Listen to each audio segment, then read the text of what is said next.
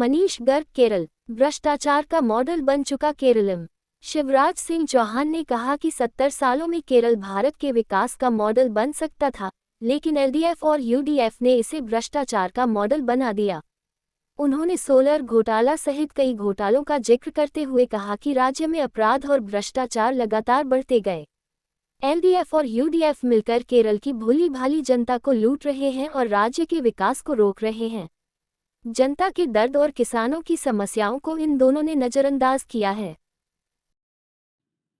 BJP की dynamic leader,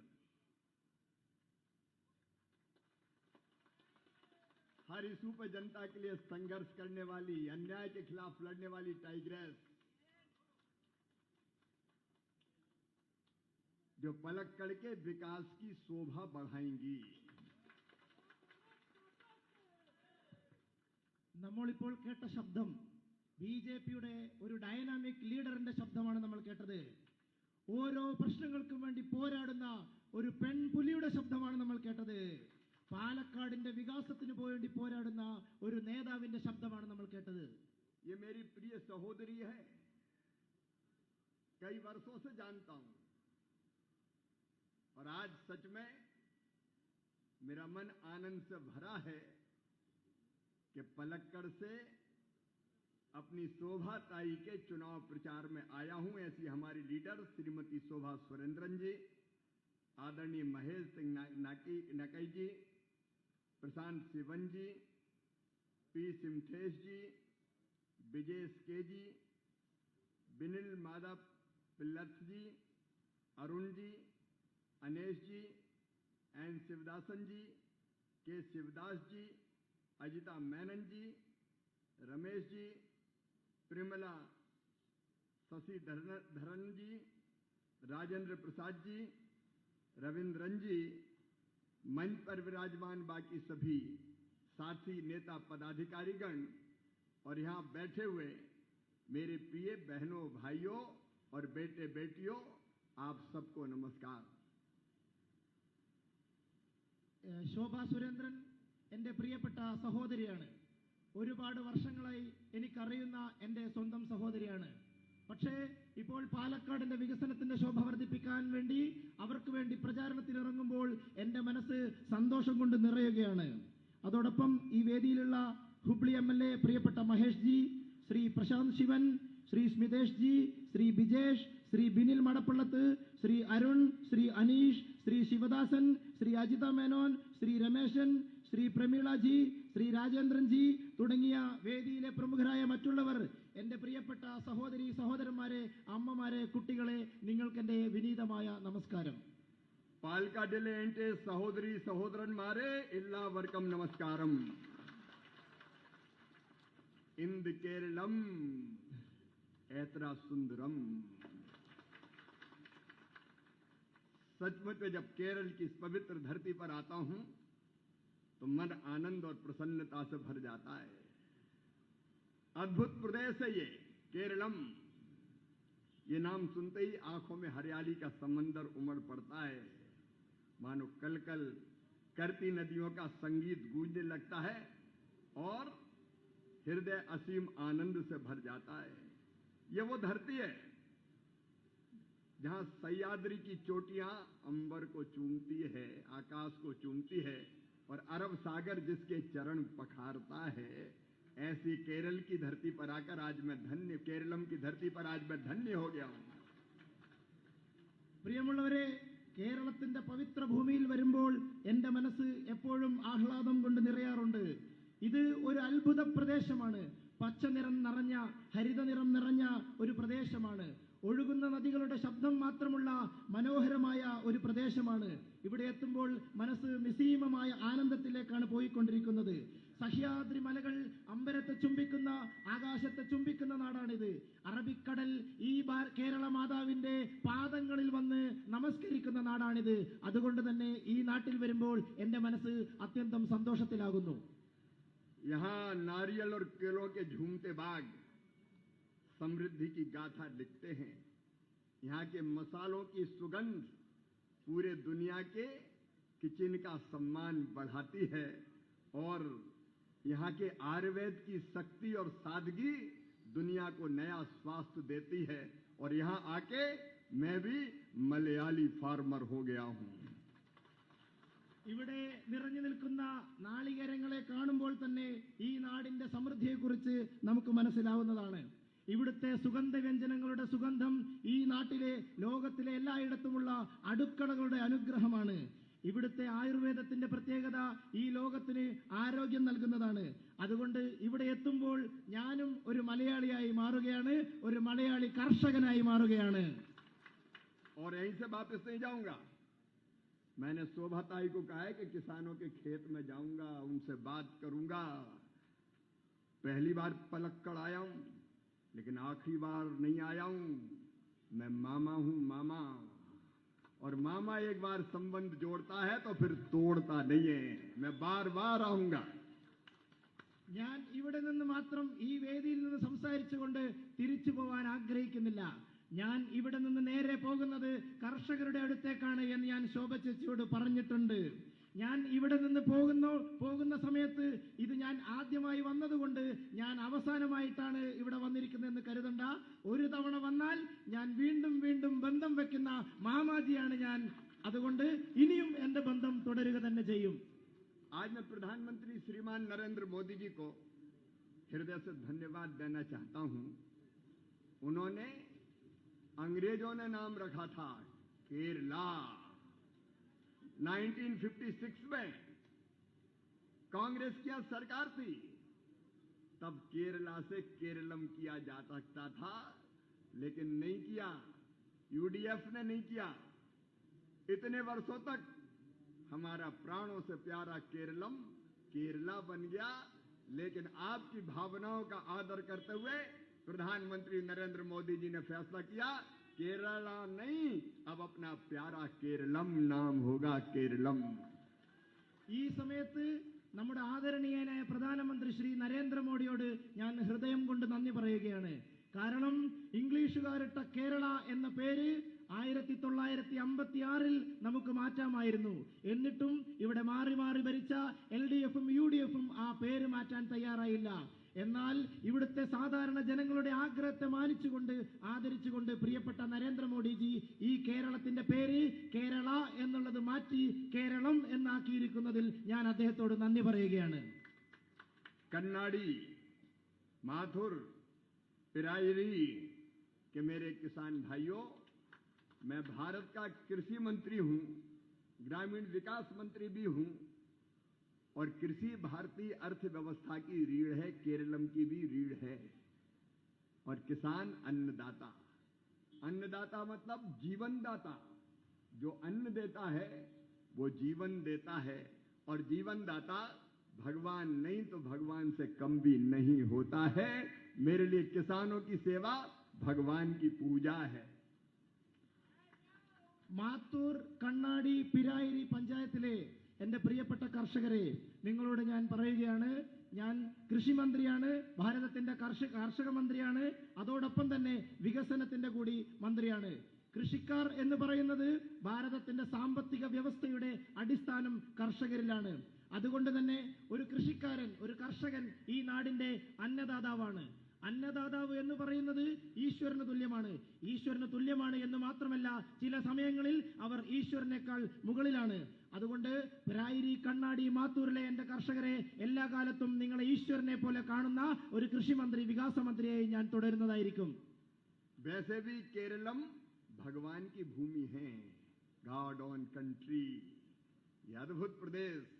लेकिन 70 साल से किसान भाइयों और बहनों, 70 साल से कभी LDF, कभी UDF, कभी UDF, कभी LDF, इनने पूरे केरलम को तबाह और बर्बाद करके रख दिया है। इतनी दुर्दशा मैंने किसी प्रांत की नहीं देखी है।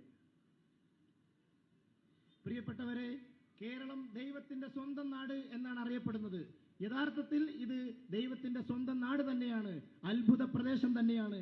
പക്ഷേ കഴിഞ്ഞ 70 വർഷത്തെ ഭരണം കൊണ്ട് LDFും UDFും മാറി മാറി ഭരിച്ചുകൊണ്ട് ഈ പ്രദേശത്തെ അടിച്ചമർത്തി തകർത്തു കളഞ്ഞു എന്ന് മാത്രമാണ് എനിക്ക് പറയാനുള്ളത്.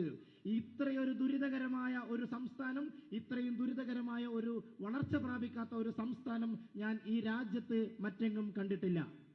70 साल में ये केरलम भारत के विकास का मॉडल होना चाहिए था, लेकिन मुझे कहते हुए तकलीफ होती है, केरलम को LDF ने और UDF ने भ्रष्टाचार का मॉडल बना दिया. कितने घोटाले अपने केरलम में, कभी UDF करती है, कभी LDF करती है. सोलर स्कैम, SMRL स्कैम की पूरी सूची अगर गिनाऊंगा तो आधी रात हो जाएगी. लेकिन दोनों में, केरलम में कुश्ती है, लेकिन दिल्ली में दोस्ती है, दोस्ती. जब हमारी सरकार आएगी तो हम खाएंगे, जब तुम्हारी सरकार आएगी तो तुम खाना. ना हम पकड़ेंगे ना तुम पकड़ना, केरलम की जनता को लूटते रहेंगे. 70 വർഷം കൊണ്ട് ഈ ഭാരതത്തിന്റെ, നമ്മുടെ രാജ്യത്തിന്റെ വികസനത്തിന്റെ മാതൃകയാവേണ്ട സംസ്ഥാനമായിരുന്നു കേരളം. എന്നാൽ ഞാൻ വളരെ ദുഃഖത്തോടു കൂടി പറയുന്നു, കഴിഞ്ഞ 70 വർഷത്തെ ഭരണം കൊണ്ട് രണ്ട് മുന്നണികളും കേരളത്തെ അഴിമതിയുടെ മാതൃകയാക്കി മാറ്റിക്കളഞ്ഞു. ഞാൻ പേരെടുത്ത് പറയാൻ ഉദ്ദേശിക്കുന്നില്ല. സോളാർ അഴിമതി മുതൽ ഇങ്ങോട്ട് പറഞ്ഞാൽ പറഞ്ഞു തീരുമ്പോൾ രാത്രിയാവും എന്നുള്ളത് കൊണ്ട് ഞാൻ ഓരോ അഴിമതി കഥകളും പേരെടുത്ത് പറയുന്നില്ല. LDFും UDFും ചെയ്ത അഴിമതി മാതൃകകൾ കൊണ്ട് കേരളത്തെ അവർ നശിപ്പിച്ചിരിക്കുകയാണ്. പക്ഷേ രസകരമായ വസ്തുത എന്തെന്ന് പറഞ്ഞാൽ, അവർ കേരളത്തിൽ ഗുസ്തിയാണെങ്കിൽ ഡൽഹിയിൽ ചെന്നാൽ അവർ ദോസ്തിയാണ്. ഇവിടെ രണ്ടുപേരും ശത്രു ഭാവിക്കുന്നെങ്കിൽ ദില്ലിയിൽ എത്തുമ്പോൾ അവർ ഒരുമിച്ചാണ്. भ्रष्टाचार की होड़ लगी है दोनों में, नए नए तरीके भ्रष्टाचार के. ये दोनों भ्रष्टाचार में पार्टनर है. तुम भी खाओ हम भी खाएं. अपराध में भी पार्टनर है, ये विकास को रोकने में भी पार्टनर है. केरल का विकास, केरलम का विकास इन्हें नहीं होने दिया, और ये भोली भाली जनता को लूटने में भी पार्टनर है. केरलम की इस महान जनता को केवल इनने लूटा है, और इसलिए LDF हो या UDF हो, ये माफ करने के लायक नहीं है. ഈ രണ്ട് മുന്നണികളുടെയും നയം, LDF ഭരിക്കുമ്പോൾ UDFന്റെ അഴിമതി കഥകൾ ഞങ്ങൾ കണ്ടുപിടിക്കില്ല, UDF ഭരിക്കുമ്പോൾ LDFന്റെ അഴിമതി കഥകൾ ഞങ്ങൾ കണ്ടുപിടിക്കില്ല. രണ്ടുപേരും ചേർന്ന് ഈ രാജ്യത്തെ, ഈ സംസ്ഥാനത്തെ കൊള്ളയടിച്ചുകൊണ്ടിരിക്കുകയാണ്. അഴിമതിയുടെ പുതിയ പുതിയ രീതികൾ ഇവർ ജനങ്ങൾക്ക് മുമ്പിൽ അവതരിപ്പിക്കുകയാണ്. നമ്മൾ ഇന്ന് വരെ കണ്ടിട്ടില്ലാത്ത പുതിയ പുതിയ തന്ത്രങ്ങൾ, അഴിമതി നടത്താനുള്ള പുതിയ പുതിയ രീതികൾ അവർ മാറി മാറി കണ്ടുപിടിക്കുകയാണ്. ഇവർ രണ്ടുപേരും അഴിമതിയുടെ പാർട്ട്ണർമാരാണ്. ഇവർ രണ്ടുപേരും കുറ്റകൃത്യങ്ങളുടെ പാർട്ട്ണർമാരാണ്. ഇവർ രണ്ടുപേരും കേരളത്തിന്റെ വികസനം തടയുന്നതിന്റെ പാർട്ട്ണർമാരാണ്. ഇവർ രണ്ടുപേരും കേരളത്തിലെ പാവപ്പെട്ട ജനതയെ കൊള്ളയടിക്കുന്നതിന്റെ പാർട്ട്ണർമാരാണ്. केरलम का काल बन गई है ये पिनराई विजयन की सरकार. अभी मैंने बड़े बड़े होर्डिंग देखे मुख्यमंत्री के, शानदार होर्डिंग. मुस्कुराते हुए हमारे पिनराई विजयन जी मुस्कुरा रहे हैं. जनता रो रही है, लोग परेशान है, कह रहे बड़ा विकास हुआ है. पिनराई जी, तुम्हारी फाइलों में केरल का मौसम गुलाबी है, मगर ये आंकड़े झूठे हैं और ये दावा किताबी है. यहाँ कहीं विकास देखने को नहीं मिलता. यहाँ का किसान भी रो रहा है, किसान भी परेशान है. ഞാൻ വരുന്ന വഴിയിൽ കേരളത്തിന്റെ മുഖ്യമന്ത്രി പിണറായി വിജയന്റെ ഒരുപാട് വലിയ വലിയ പരസ്യ ബോർഡുകൾ ഞാൻ കണ്ടു. ആ പരസ്യ ബോർഡുകളിൽ പിണറായി വിജയൻ അദ്ദേഹം ചിരിക്കുകയാണ്. എന്നാൽ യാഥാർത്ഥ്യം, പിണറായി വിജയൻ ചിരിക്കുമ്പോൾ കേരളത്തിലെ പാവപ്പെട്ട ജനങ്ങൾ അവർ കരഞ്ഞുകൊണ്ടിരിക്കുകയാണ്. പ്രിയപ്പെട്ട പിണറായി വിജയൻ, നിങ്ങളുടെ നേട്ടത്തിൽ ജനങ്ങൾ വിഷമിക്കുകയാണ്. എന്നാൽ ഒരു കാര്യം ഉറപ്പിച്ചു പറയാം, ഇത് നിങ്ങളുടെ അവസാനത്തെ കള്ളത്തരമാണ്. ഈ കള്ളത്തരത്തോടുകൂടി നിങ്ങളുടെ ഈ വഞ്ചന അവസാനിക്കാൻ പോവുകയാണ്.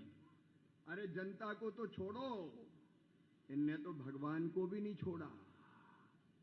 सबरीमाला मंदिर का ही सोना चुरा के ले गए. देते हैं भगवान को धोखा, इंसान को क्या छोड़ेंगे. इन्हें तो भगवान को भी धोखा दिया. सोना चोरी हो जाता है, अपराधियों के नाम आते हैं, सब CPM के निकलते हैं, लेकिन उनके खिलाफ कार्रवाई नहीं होती. लीपापोती कर दी जाती है। ജനങ്ങളുടെ കാര്യം പോട്ടെ, അദ്ദേഹം ദൈവത്തെ പോലും വെറുതെ വിടുന്നില്ല എന്നുള്ളതാണ് രസകരം.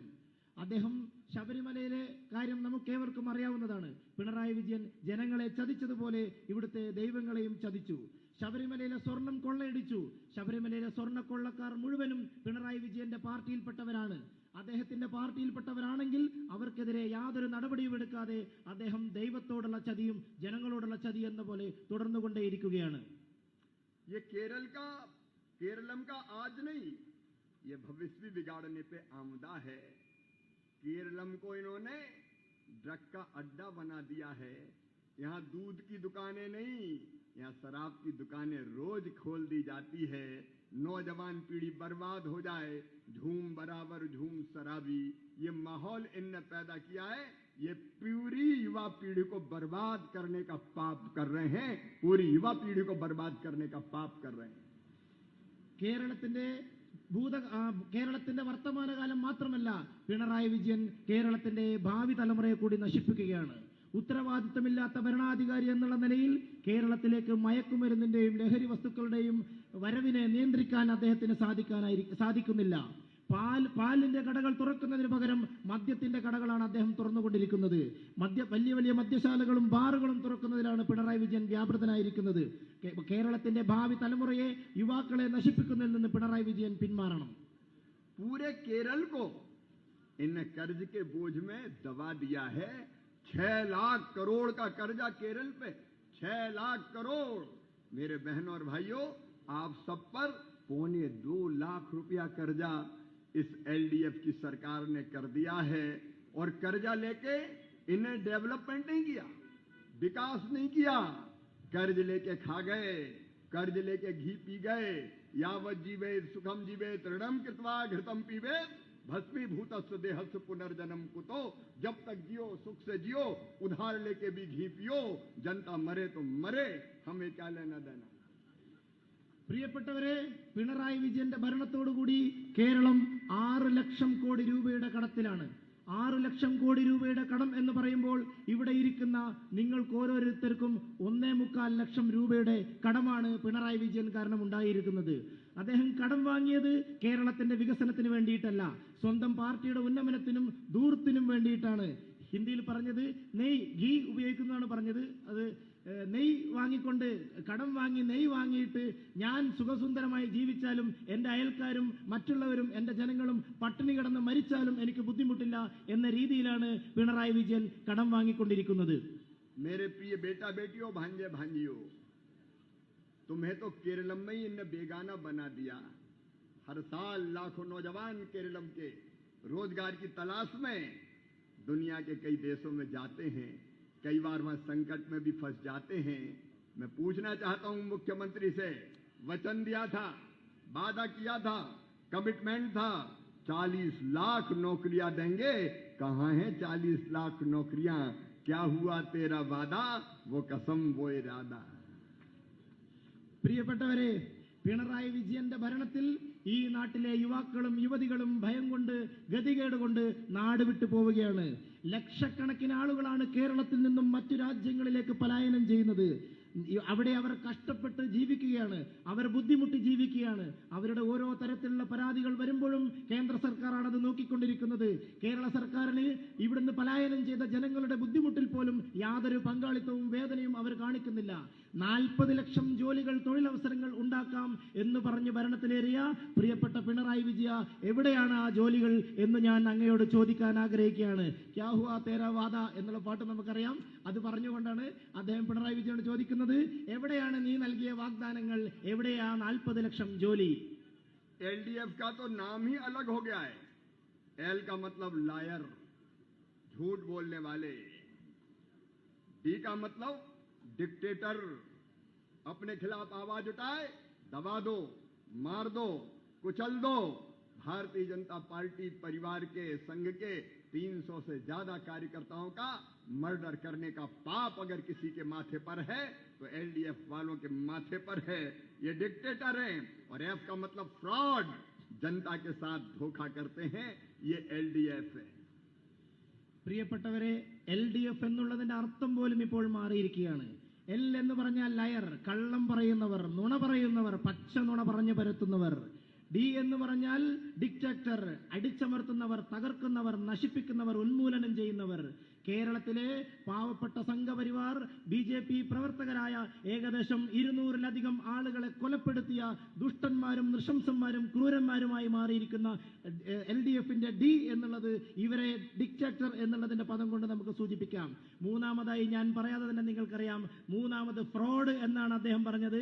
എൽ എന്ന് പറഞ്ഞാൽ ലയർ, ഡി എന്ന് പറഞ്ഞാൽ ഡിക്റ്റേറ്റർ, എഫ് എന്ന് പറഞ്ഞാൽ ഫ്രോഡ്. അവരുടെ അർത്ഥം തന്നെ മാറിയിരിക്കുകയാണ്. अब तुम्हारे दिन लद गए। आज भारतीय जनता पार्टी का स्थापना दिवस है। अपने कार्यकर्ताओं को, शहीद कार्यकर्ताओं को मैं श्रद्धा के सुमन अर्पित करता हूं। उनकी शहादत बेकार नहीं जाएगी। मैं अमर शहीदों का चारण, उनके यश गाया करता हूं। जो कर्ज राष्ट्र ने खाया है मैं उसे चुकाया करता हूं। लेकिन मुख्यमंत्री और LDF वाले सुन लें, भारतीय जनता पार्टी आ रही है। नूर की एक किरण जुल्मात पे भारी होगी। रात तुम्हारी है लेकिन सुबह हमारी होगी। പ്രിയപ്പെട്ടവരെ, ഇന്ന് ഭാരതീയ ജനതാ പാർട്ടിയുടെ സ്ഥാപന ദിവസമാണ്. ഭാരതീയ ജനതാ പാർട്ടിയുടെ ഈ സ്ഥാപന ദിവസത്തിൽ കേരളത്തിൽ ഈ പാർട്ടിക്ക് വേണ്ടി ബലിദാനികളായ നൂറുകണക്കിന് പ്രവർത്തകരെ ഞാൻ ഈ സമയത്ത് ഓർമ്മിക്കുകയാണ്.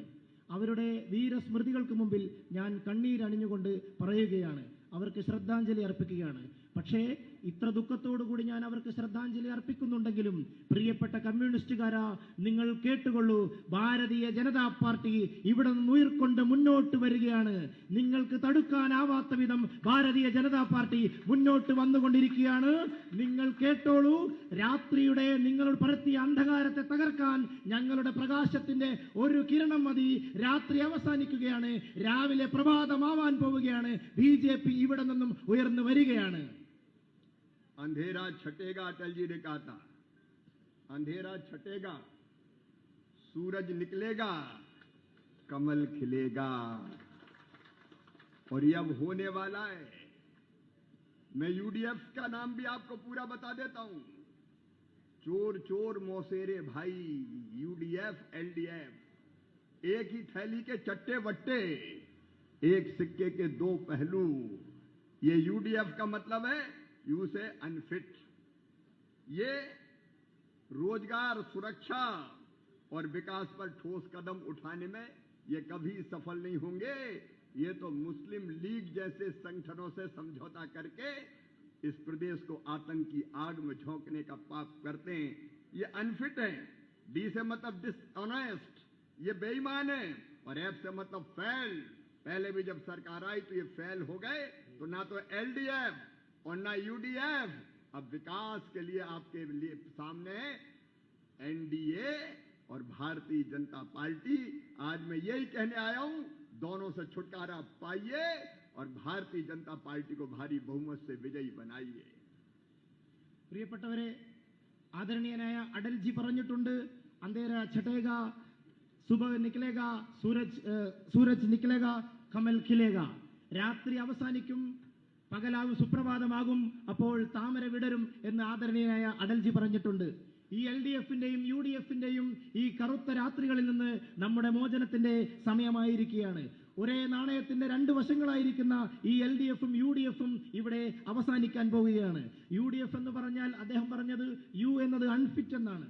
ഒരു കാര്യത്തിനും ഒന്നിനും കൊള്ളരുതാത്തവരായി മാറിയിരിക്കുന്ന മുസ്ലിം ലീഗിന്റെ ഒക്കെ ചുമലിൽ നിന്നുകൊണ്ട് സ്വന്തം അസ്തിത്വം നഷ്ടപ്പെട്ട് ഒന്നിനും കൊള്ളവരാത്ത അൺഫിറ്റ് ആയിരിക്കുന്ന ഒരു വിഭാഗമായി മാറിയിരിക്കുന്നു UDF. അതിന് അദ്ദേഹം U എന്നത് അൺഫിറ്റ് എന്നും D എന്നത് ഡിസോണസ്റ്റ് എന്നാണ്. ഡിസോണസ്റ്റ് എന്ന് പറഞ്ഞാൽ യാതൊരു തരത്തിലുള്ള സത്യദീക്ഷയുമില്ലാത്ത, സത്യസന്ധതയുമില്ലാത്ത ഒരു വിഭാഗമായി മാറിയിരിക്കുന്നത്. മൂന്നാമത്തത് നമ്മൾ പറയുന്നത് പോലെ F എന്ന് പറഞ്ഞാൽ ഫെയിൽ. വിശദീകരിച്ച് പറയേണ്ട ആവശ്യമില്ല, ലോക തോൽവിയാണ് UDF എന്നാണ് അദ്ദേഹം പറയുന്നത്. അങ്ങനെ ഒരു നാണയത്തിന്റെ രണ്ട് വശങ്ങളിലുള്ള LDFനെയും UDFനെയും രാത്രിയുടെ കയങ്ങളിലേക്ക് തള്ളി മാറ്റിക്കൊണ്ട് ഇതാ വികാസത്തിന്റെ ശബ്ദവുമായി, വികസനത്തിന്റെ ശബ്ദവുമായി NDAയും BJPയും വരുമെന്ന് ഞാൻ നിങ്ങൾക്ക് ഉറപ്പ് നൽകുകയാണ്. ये लोग बड़े अहंकार से कहते हैं केरलम की धरती में कमल खिल नहीं सकता। लेकिन मैं बताना चाहता हूं मेरे बहनों और भाइयों, असम में कोई सोचता नहीं था, कोई सोचता नहीं था कि वहां BJP की सरकार बनेगी। अब तीसरी बार भारतीय जनता पार्टी की सरकार आसाम में बनने जा रही है। मणिपुर में एक भी सीट हमारे पास नहीं थी, आज हम मणिपुर में सरकार चला रहे हैं। त्रिपुरा में तो सीपीएम का ही राज था, भारतीय जनता पार्टी के पास एक भी सीट नहीं थी। आज दूसरी बार शानदार सरकार त्रिपुरा में हमारी चल रही है। उत्तर प्रदेश में कभी 25 सीटें थी, लेकिन अब 300 से ज्यादा सीट जीतने का चमत्कार भारतीय जनता पार्टी कर रही है। और इसलिए मैं कह रहा हूं, 2014 में हमें यहां 11% वोट मिले थे केरलम में, 2019 में बढ़ के हो गए 16% और 2024 में बढ़ के हो गए 20%। हम बढ़ रहे हैं और कमल खिल रहा है। പ്രിയപ്പെട്ടവരെ, LDF-ഉം UDF-ഉം വളരെ അഹങ്കാരത്തോട് പറയാറുണ്ട് കേരളത്തിൽ താമര വിരിയുകയില്ല എന്ന്. ഇതേ സമാനമായ അന്തരീക്ഷമായിരുന്നു ആസാമിലുണ്ടായിരുന്നത്. ആസാമിൽ താമര വിരിയുമെന്ന് ആരും ചിന്തിച്ചിട്ടുണ്ടായിരുന്നില്ല. പക്ഷേ ഇപ്പോൾ മൂന്നാം തവണയും ആസാമിൽ ഭാരതീയ ജനതാ പാർട്ടി അധികാരത്തിൽ വരികയാണ്. മണിപ്പൂരിൽ നമുക്ക് ഒരു സീറ്റ് പോലും ഉണ്ടായിരുന്നില്ല, പക്ഷേ മണിപ്പൂരിൽ BJP സർക്കാർ ഉണ്ടാക്കി. ത്രിപുരയിൽ ആകമാനം CPM ആയിരുന്നു, ഇപ്പോൾ രണ്ടാം തവണയും ത്രിപുരയിൽ BJP ആണ്. ഉത്തർപ്രദേശിൽ വെറും 25 സീറ്റ് മാത്രം ഉണ്ടായിരുന്ന പാർട്ടിയായിരുന്ന BJP 300-ൽ പരം സീറ്റുകൾ വാങ്ങിക്കൊണ്ട് മാന്ത്രിക വിദ്യയോടുകൂടി ഉത്തർപ്രദേശിൽ ഭരണത്തിലേറിയിട്ടുണ്ട്. 2014-ൽ നമുക്ക് 11% വോട്ടാണ് ഉണ്ടായിരുന്നത്. 2019 ആകുമ്പോഴേക്കും അത് 16% വോട്ടായി വർദ്ധിച്ചു. 2024-ൽ അത് 20% വോട്ടായി വർദ്ധിച്ചു. പ്രിയപ്പെട്ടവരെ ശ്രദ്ധിക്കുക, നമ്മൾ ഓരോ തെരഞ്ഞെടുപ്പിലും വളർന്നുകൊണ്ടിരിക്കുന്ന പാർട്ടിയാണ്. വളർന്ന് ഇതാ ഇവിടെ താമര വിരിയാൻ പോവുകയാണ്. और पलक्कड़ में तो हमारी उम्मीदवार शोभा ताई है, शोभा सुरेंद्रन। मेरे मित्रों, आज कृषि मंत्री आपसे ये कहने आया है भारत सरकार का, शोभा जी जीतती है तो पलक्कड़ में कृषि क्रांति आएगी, कृषि क्रांति, और वो हम लेके आएंगे। शोभा जी बचपन से काम कर रही है, दिल की सच्ची है, लगन की पक्की है, जब जरूरत पड़ती है जनता के लिए जूझती है, जनता के लिए लड़ती है।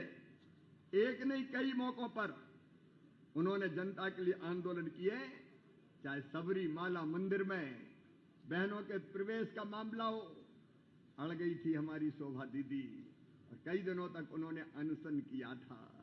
भारतीय जनता पार्टी की 2 बार महिला मोर्चे की अध्यक्ष रही, प्रदेश की महामंत्री है। मैं सच आपसे कहता हूं, ये क्रांतिकारी कार्यकर्ता शोभा दीदी अगर जीती तो पलक्कड़ की विकास के मामले में रिकॉर्ड बनाएगी, शोभा बढ़ाएगी। शोभा दीदी यहां की खेतों की शोभा भी बनेगी, कृषि का उत्पादन बढ़ा के शोभा दीदी किसानों का भाग्य और भविष्य बदलने का काम भी करेगी। शोभा दीदी नौजवानों के रोजगार के लिए भी प्रयास करेंगी। और इसलिए मैं कृषि मंत्री के नाते आपसे ये कहने आया हूं कि ये अवसर शोभा जी को मौका देने का चूक मत जाना। പ്രിയപ്പെട്ടവരെ, പാലക്കാടിലെ നമ്മുടെ സ്ഥാനാർത്ഥിയെ കുറിച്ച് പറയുമ്പോൾ അത് ശോഭാ തായിയാണ്.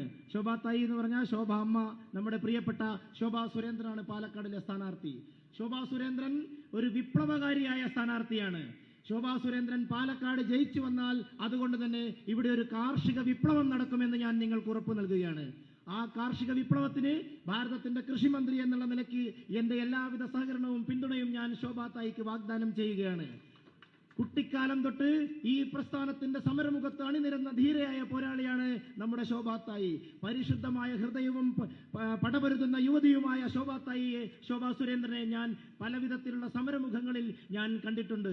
നിങ്ങൾക്ക് ഓർമ്മയുണ്ടാവും, ശബരിമല സമരകാലത്ത് സ്വന്തം സഹോദരിമാർക്കും സ്വന്തം വിശ്വാസത്തിനും ഒരാപത്ത് വന്നപ്പോൾ ഒന്നിനെയും വകവയ്ക്കാതെ എല്ലാ ദുരിതങ്ങളും കടിച്ചമർത്തിക്കൊണ്ട് ശോഭാ സുരേന്ദ്രൻ തെരുവിലിറങ്ങിയത് നിങ്ങൾ കണ്ടിട്ടുണ്ടാവും. 2 തവണ മഹിളാ മോർച്ചയുടെ അധ്യക്ഷയായ ശോഭാ സുരേന്ദ്രൻ അവരുടെ സമരമുഖങ്ങളിൽ കഴിവ് തെളിയിച്ചുകൊണ്ട് കേരളത്തിന്റെ സംസ്ഥാന ജനറൽ സെക്രട്ടറി എന്നുള്ള നിലയിൽ പ്രവർത്തിച്ചുകൊണ്ടിരിക്കുന്ന വിപ്ലവകാരിയായ ഒരു പ്രവർത്തകയാണ്. ഈ ശോഭാ സുരേന്ദ്രൻ വിപ്ലവകാരിയായ പ്രവർത്തകയായതുകൊണ്ട് തന്നെ ഞാൻ പറയുന്നു, ഈ കണ്ണാടിയിലും മാത്തൂരിലും പ്രായരിയിലും ഒരു കാർഷിക വിപ്ലവത്തിനുള്ള വിത്തിടാനാണ് നമ്മളിവിടെ ഒരുമിച്ച് ചേർന്നിരിക്കുന്നത്. കർഷകരുടെ ജീവിതം പച്ചപിടിപ്പിക്കാനും യുവാക്കളുടെ ഭാവി ശോഭനമാക്കാനും പാലക്കാടിന്റെ ശോഭാ സുരേന്ദ്രൻ, പാലക്കാടിന്റെ ശോഭ വർദ്ധിപ്പിക്കാൻ ശോഭാ സുരേന്ദ്രനെ വോട്ട് ചെയ്ത് നിങ്ങൾ വിജയിപ്പിക്കണം. ഒരു തെറ്റും അക്കാര്യത്തിൽ പാലക്കാടൻ ജനതയ്ക്ക് ഉണ്ടാവാൻ പാടുള്ളതല്ല. ये यूडीएफ और एलडीएफ दोनों ने किसानों के लिए कोई काम नहीं किया। एलडीएफ की तो नीति निराली है। एमएसपी घोषित करते हैं प्रधानमंत्री नरेंद्र मोदी जी। पूरे हिंदुस्तान के हर एक राज्य में जब हम धान पैडी खरीदते हैं, चावल खरीदते हैं, तो पैसा किसान के खाते में जाता है। लेकिन यह पैसा किसान के खाते में नहीं आता, किसान बैंक में लोन लेने जाता है। ये मैंने पहली बार देखा। धान हमारा, खेत हमारे, मेहनत हमारी, पसीना हमारा, लागत हमारी, लेकिन हम बैंक से लोन लें और बाद में जब सरकार पैसा लौटाएगी तब लोन चुकेगा, और लौटाते हुए अगर देर हो गई तो ब्याज और किसान के सिर पे ठुक जाएगा। बारे विजय पिनाई जी, क्या मॉडल बनाया है तुमने किसानों का, कैसा मजाक किया है किसानों के साथ तुमने। ഇവിടെയുള്ള LDF-ഉം UDF-ഉം ഇത്രയും വർഷത്തെ ഭരണം കൊണ്ട് കർഷകർക്ക് വേണ്ടി ഒന്നും ചെയ്തിട്ടില്ല. LDF ഭരണകൂടം പറയുന്നത് മുഴുവനും പച്ചക്കള്ളവും തട്ടിപ്പുമാണ്. കേന്ദ്ര സർക്കാരാണ് കർഷകർക്ക് വേണ്ടി താങ്ങുവില പ്രഖ്യാപിച്ചിട്ടുള്ളത്. MSP പ്രഖ്യാപിക്കുന്നത്